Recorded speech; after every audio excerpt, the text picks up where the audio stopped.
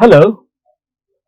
Uh, I think it's time I introduce myself in case someone has joined in new in between now from these lessons. So, my name is Sosale Mohana. I'm a maths teacher. I've taught maths across 3 continents and for over 50 years, mainly A level maths. So, I'm using these lessons to go over the topics in pure mathematics in the A level syllabus to help you students revise. Of course, even though I've done it for A level, it's useful across the board for students who are in pre-university or just about to enter the university or maybe first 2 years of university in Australia, Canada, USA, Kenya, India, Fiji, New Zealand, name it. Because maths is maths, it's going to help. Yeah? Okay, let's come back. Today, before I write the title, I know we're still in trigonometry. I want to discuss a question. Suppose I had 4 cos x minus 3 sin x equal to 2. And I want to solve this. Solve for 0 less than or equal to x less than 360. If it was 2x, I could use the formula. But it's a single x. If this was a square, if this was a square or that was a square, life would have been easy. I could have got a quadratic. Don't have. But does that ring a bell? Something like, let's look at the formula for cos of a plus b. Is cos a cos b minus sin a sin b. Suppose I put this as cos of x plus b, I would get cos x cos b minus sin x sin b. Remember, b is a constant, so cos b is a number, sin b is a number. Don't you think this resembles that? I know there is somebody already there. Oh, yeah. So that's funny. And I think that is wrong. Why is it wrong? I don't know. Looks like, look, cos x and a number minus sin x and a number. So what's wrong in that? What's wrong? Ah, no, sir. No. There is something wrong because how can cos b be 4 and sin b be 3 when cos and sin are never more than 1? That's a very valid point. Yeah, it is. So I know it is in the form cos and sin, but it's not consistent, isn't it? Suppose I divide this by a number r and a number r and a number r, where r is greater than 4 and r is greater than 3. Now does it resemble? Yeah. So in other words, I'm looking at cos b equals 4 over r, sin b equals 3 over r. Yeah. You saw that? Now, it's an acute angle. So if I were to draw a right angle triangle, if I were to call that angle as B, do you realize the opposite side is 4, hypotenuse is r, adjacent side is 3? Aha! So therefore, what is r equal to by Pythagoras? Root of 4 squared plus 3 squared, which is 5. Yeah. So, in place of r, I could write 5. You understand that? Good. Also, tan b equals 4 over 3. Yeah. So, therefore, angle b is tan inverse 4 over 3. I told you, remember, check your calculator, 53.1. That's why I took 403 because I knew the answer, yeah? I know, it's okay. So therefore, This 4 over 5 is basically, oh, sorry, the triangle should have been this way. That is 4, that is 3, yeah. Cos is 4 over r. So, 4 over 5 is cos b. So, can I write this as cos b cos x minus sin b sin x equal to 0.4? What is cos b cos x minus sin b sin x? Cos of x plus b equals 0.4. But what's your b?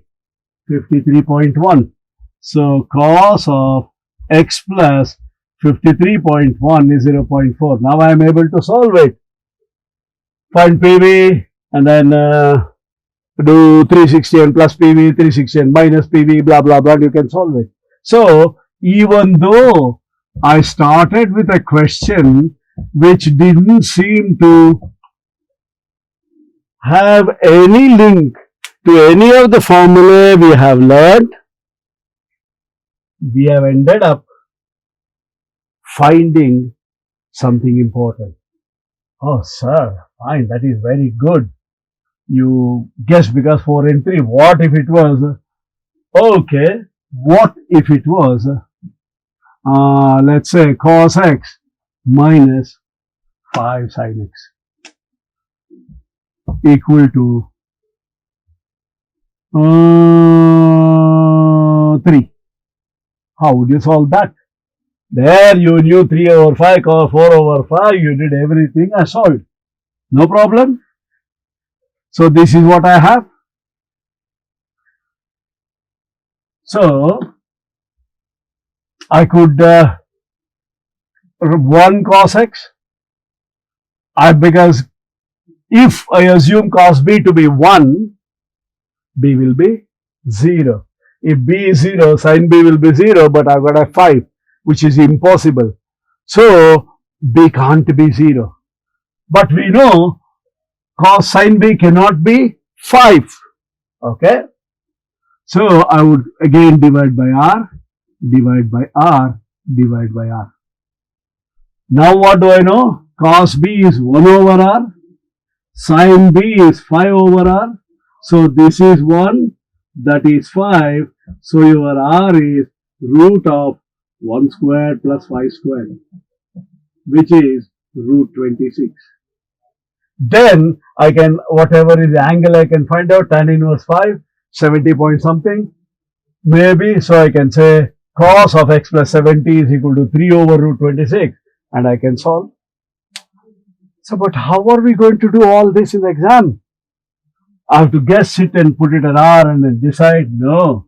I wanted to take you through how these things are done, but there is a standard method of doing it.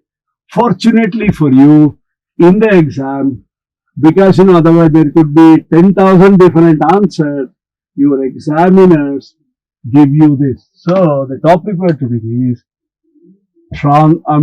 questions of the type, or I can say transformation of sine and cos. The function aCosx plus bSinx. Of course, it could be, remember, when I say this, it could be bSinx plus aCosx, bSinx minus aCosx, aCosx plus bSinx, aCosx minus bSin, meaning sine plus cos, sine minus cos, cos minus sine, cos plus sine. Only thing is that with cos and sine, only then I can use the cos of a plus b and the sine of a plus b formula, right? So first and foremost, to solve aCosx plus bSinx equal to k. Generally, the exam says, in the exam, the question will be express 4 sin x minus 5 cos x in the form r sin x minus alpha, where r greater than 0 and 0 less than or equal to alpha less than or equal to 90, and hence solve, find the maximum. So they give you the format. Suppose they don't. It could be aCosx minus b sine x equal to k. It could be a sine x plus b cos x equal to k. Or it could be a sine x minus b cos x equal to k. So these are the four possibilities, right? Sine plus cos, sine minus cos, cos plus sine, cos minus sine. Of course, sine plus cos could be written as cos plus sine, but let's stick to the way the question is given. If it is cos first, you're going to use a cos of a plus b formula. If it is sine first, you're going to use a sine of a plus b formula. Do you understand that so far? So what you do is I'll put use here, a cos x plus b sine x equal to something I don't know, cos of x minus alpha. And remember, we used to divide by r, so I'm going to write r.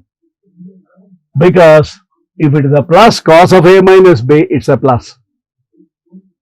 This one, it is cos a cos b minus sin a sin b, which is cos of a plus b. So a cos x plus b sin x equal to r cos x plus alpha. What about that? Sin a cos b plus cos a sin b, because sin is first. So therefore, it is sin of a plus b. So a sin x plus b cos x equal to r sin x plus alpha. And this one would be the last one left, a sin x minus b cos x equal to r sin x minus alpha. There you are. And then, of course, how to solve, I will have to take up a bit later. Anyway, let me go over. How do we solve? I'll just take one example to show you. So, a cos x plus b sin x equal to, I'm just doing that. Expand the right hand side. R cos x cos alpha minus plus r sin x sin alpha.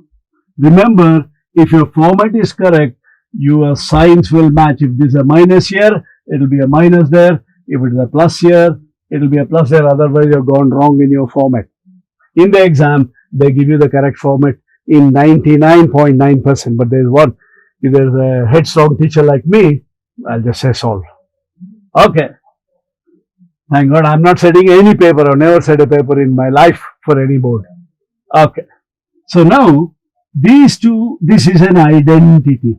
In fact, I should have put 3 lines instead of 2 lines.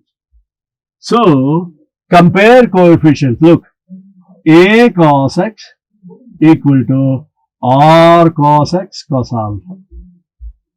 Cos x cancels. Can I say therefore cos alpha equal to a over r? B sin x equal to r sin x sin alpha. Gives me again sin x cancels. So sin alpha equal to b over r. So I can draw a right angle triangle. Oh yeah, before I go, suppose I were to take this, let's say.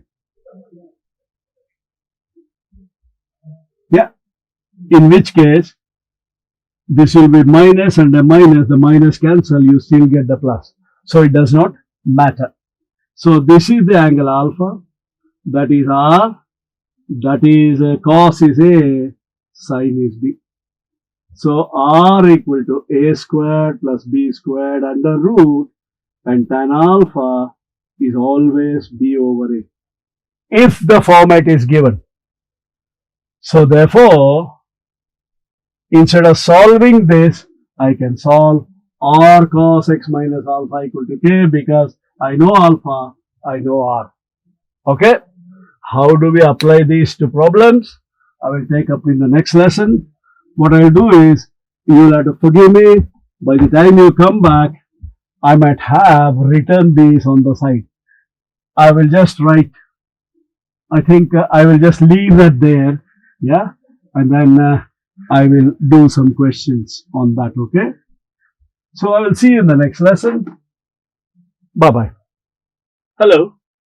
I want to take this opportunity to propose a vote of thanks.